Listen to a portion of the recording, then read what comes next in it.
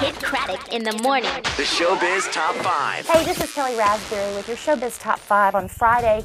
It is 9/11, the 8th anniversary of the World Trade Center bombings in New York City, so we do want to take time to at least acknowledge that during the Showbiz Top 5 today.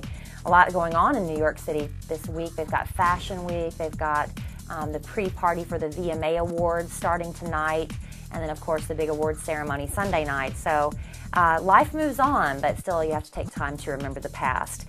Now, let's move on to Showbiz Top 5, because unless the San Diego DA's office decides there's not really enough there to move forward, Shawn Merriman has to be in court on Tuesday to face the music.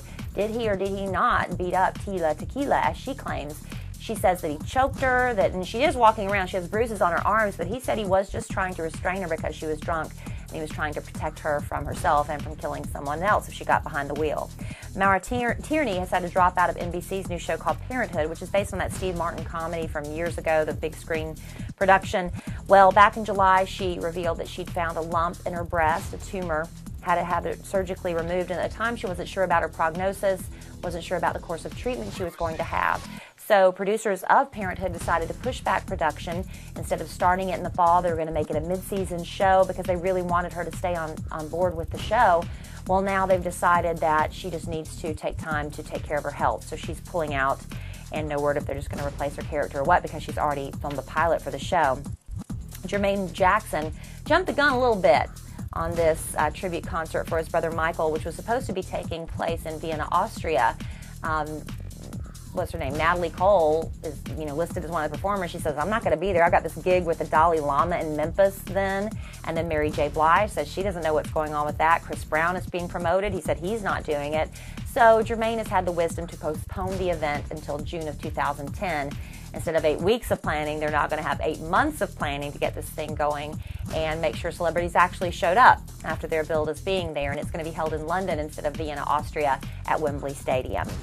Kate Gosselin is said to be absolutely hysterical over the fact that John told her, I'm bringing my girlfriend over to the house, and she's going to meet, well, she's probably already met them because that's the plastic surgeon's daughter, but she's going to be hanging out with the kids and getting to know them more. Kate thinks it's very poor and inconsiderate of John at this time. Their divorce isn't even final. The kids are having a hard enough time with it. But what does this guy care? He's on national television telling everybody that'll listen, including his kids who are going to hear the fact, he despises Kate and that he loves his 22-year-old girlfriend more than he ever loved his own wife. Just horrible all the way around.